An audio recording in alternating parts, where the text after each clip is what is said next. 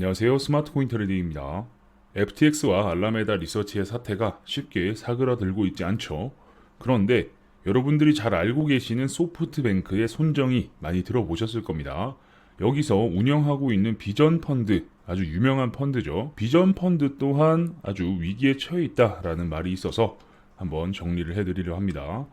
FTX 알라메다가 있었다면 주식판에는 소프트뱅크, 비전 펀드가 딱 그 포지션이 아닐까 싶어요.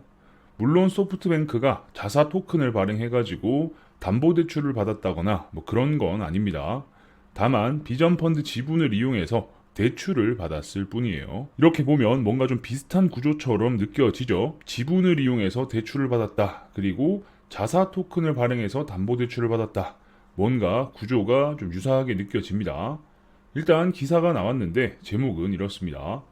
손정희는 소프트뱅크로부터 빚이 있는데 그 빚이 무려 50억 달러. 50억 달러면은 지금 환율로 치면 7조 원 가까이 되죠. 손정희의 알리바바 성공 신화 이야기만 들었지 아마 대부분 빚 이야기는 처음 들어보셨을 거예요. 소프트뱅크는 뭘 믿고 이렇게 손정희에게 50억 달러나 빌려줬을까 싶죠. 바로 비전 펀드에 대한 지분을 기반으로 대출이 나온 것입니다. 이 비전 펀드가 엄청난 규모죠. 110조가 넘는 규모의 펀드를 운영하는 건데 여기에 대한 지분을 담보로 대출을 해줬다라고 하네요. 그런데 지금 비전 펀드는 알라메다의 비상장 토큰과 비유동성 토큰처럼 상장이 되지 않으면 덱스, 장외거래소에서나 유통되는 주식들입니다. 그러다 보니까 알라메다 리서치와 FTX 구조와 비슷하다라고 볼 수 있는 거죠. 그리고 이제 비전 펀드의 유동성은 제로에 가까운 상황입니다. 그러니 제대로 돈맥경화가 걸린 상황이죠. 그렇다면 문제가 뭐냐? 이 비전 펀드의 지분의 가치를 계산하기가 알라메다가 가지고 있었던 그 수많은 알트처럼 이 가치를 따지는 게 매우 골치 아파지는 상황이다라는 거죠. 그런데 더 큰 문제는 손정희가 빌린 자금은 의무상환 기간조차 없습니다. 그러니까 보통 대출을 받으면 언제까지 갚겠다라는 약속을 하고 대출을 내주죠. 그런데 이건 상환 기간이 정해져 있지 않은 대출이다라는 거죠. 그래서 오를 때까지 존버가 가능한 상황입니다. 최근 이 손해가 너무 커지다 보니까 소프트뱅크에서 비전 펀드의 지분을 삭감을 했는데 그러니까 손정희의 지분을 삭감했다라는 거죠. 빌린 돈은 수십억 원인데 이번에 삭감한 금액은 얼마였냐? 400만 달러만 삭감 처리를 했습니다. 그러니까 6조를 빌렸는데 지분을 50억 삭감했다라고 볼 수 있는 거죠. 사실 정말 얼마 안 되는 액수를 삭감했다라고 보여집니다. 게다가 손정희는 빚이 한두 군데가 아닌데 라틴 아메리카 펀드에도 6.7억 달러를 또 빚졌다고 해요. 이것만 해도 1조 원 가까운 돈이죠. 여기에 대한 우선 변제권까지 고려한다라고 하면 손정희의 비전 펀드의 지분 가치는 거의 0에 수렴하는 상황이다라고 볼 수 있겠습니다.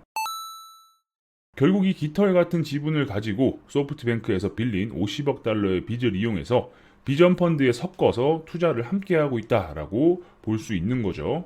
참고로 라틴 아메리카 펀드 역시 손정희는 언제까지 갚아야 한다라는 조건이 없어요. 그러니까 똑같이 의무 상환 변제 기간이 정해져 있지 않다라는 거죠. 정말 배우신 분들이 왜 이러는지 이게 정말 가능한 일인지 싶은 상황입니다.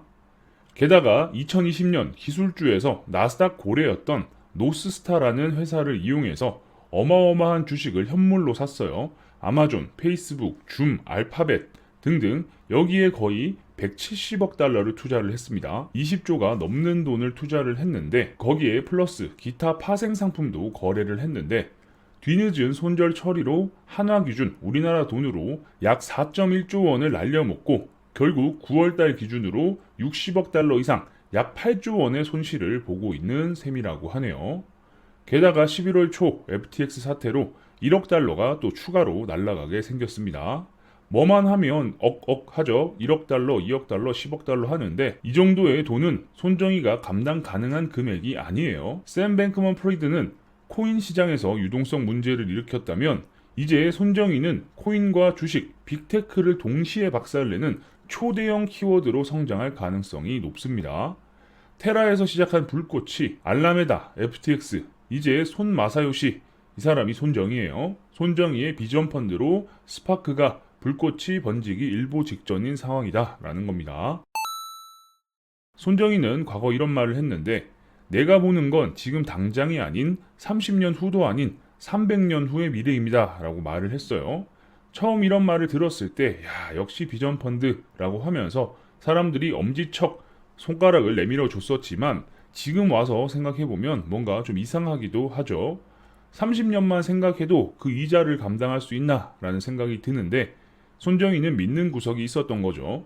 상환 기간이 없어서 무한 존버가 가능했기 때문에 그리고 그 담보는 비전펀드의 그의 지분을 담보로 빌려온 금액이기 때문에 가능한 이야기였던 거죠. 어쨌든 그 본인의 돈이 비전펀드에 들어가 있고 그 돈을 기반으로 또 대출을 받았다라는 거죠. 이건 어느 정도 레버리지를 사용한 거다라고 볼 수 있겠습니다. 게다가 당시에 소프트뱅크는 ARM, IPO를 해서 현금을 땡기려고 했는데 규제 때문에 실패를 하게 됩니다. 아마 ARM이 상장을 했다면 구글, 아마존, 메타, 애플에 이어 5강 중 하나에 들었을 것 같아요. 5손가락에 드는 기업 중에 하나가 됐을 거다라는 거죠. 하지만 엑시트에 실패를 하면서 지금 VC들이 레이어 1, 2 프로젝트에 엄청나게 물려서 상장도 못하고 말라 죽어가는 상황과 매우 유사하다라고 볼 수 있겠습니다. 이런 상황에 자기네들끼리나 아직 상장은 안 됐지만 가치가 3억 달러다, 5억 달러다 뭐 이런 이야기를 할 뿐이지 사실상 앱토스처럼 까봐야 아는 상황이에요. 앱토스도 엄청나게 가격이 오를 거다라고 했지만 함께 주저앉았죠. 시장에서 돈이 없는데 그 시총이 인정이 될지 그죠? 이런 것들이 문제다라는 거예요. 이렇게 안 좋은 상황에서. 그렇다면 손정희의 이 상황이 코인 업계에는 어떤 영향이 있을까를 또 말씀드려야겠죠. 손정희는 SBI 소프트뱅크 인베스트먼트 대표이사직을 역임하고 있었는데 이제는 분기 보고서에서 손정희는 빠지게 되었습니다. 어쨌든 이런 건 좋은 모습은 아닌 것처럼 보이죠. 게다가 더 이상 소프트뱅크 재무 보고서에 참석하지 않고 경영에만 집중하겠다라고 하면서 CFO에게 외부 투자를 떠넘겨 버렸어요. 그러니까 이제는 난 더 이상 신경 쓰지 않겠다 뭐 이런 말처럼 들리죠. 솔직히 이 상황이 샘 뱅크먼 프리드보다 더 큰 사태다라고 말씀드릴 수 있을 것 같아요. 더 이상 외부 투자는 저에게 묻지 마세요. 손정희의 비전펀드는 지금 배째를 선언했다라고 말씀드릴 수 있을 것 같아요. 자, 이런 상황에서 SBI가 FTX 말고 또 어떤 코인을 밀어주고 있었을까? 여러분들이 너무나 잘 알고 관심 있어 하시는 바로 리플입니다. 게다가 아직 SEC와 리플의 소송은 한창 진행 중이지만 벌써 소송 이유를 계획하고 있죠. 이 기사도 작년 4월 30일에 나왔던 건데 SBI 그룹 리플랩스 소송 끝나면 증시 상장한다 이런 기사를 SBI 그룹에서 내놨었죠. 하지만 과연 이게 성공할 수 있을까? 그리고 상장을 통해서 얼마만큼의 시장 가치를 평가받을 수 있을까? 이런 게 또 중요하다라는 거죠. 소송에서 져서 증권으로 판명이 나면 바로 증권거래소 상장을 노리는 건지 모르겠지만 어쨌든 그렇게 좋은 상황은 아니다라는 거예요. 아무튼 SBI는 리플 회사의 지분 10%를 보유하고 있는 리플의 운명 공동체입니다. 그리고 리플 54억 개를 보유하고 있어요. 그래서 과거에 SBI의 성과금을 리플로 지불한다, 리플로 준다 뭐 이런 뉴스 기사 나오고 하신 거 보신 적 있으실 텐데 그 정도로 어쨌든 리플을 열심히 밀어주는 회사 중에 하나였다. 그런데 리플의 동반자 SBI는 지금 사선에 서 있는 상황입니다. 참 공교롭게도 이름도 비슷한 상황이죠. 소프트뱅크 인베스트먼트 SBI랑 SBF 샘 뱅크먼 프리드랑 뭔가 약자가 비슷하죠.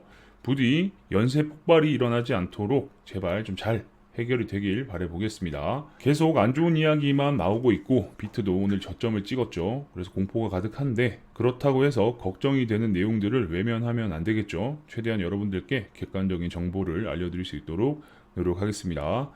영상이 괜찮으셨다면 구독과 좋아요도 눌러주시고요. 알림 설정을 눌러놓으시면 누구보다 빠르게 새로운 정보를 받아보실 수 있으니까 구독, 좋아요, 알림 설정까지 눌러주시면 감사하겠습니다. 그럼 전 다음 영상에서 뵙겠습니다. 감사합니다.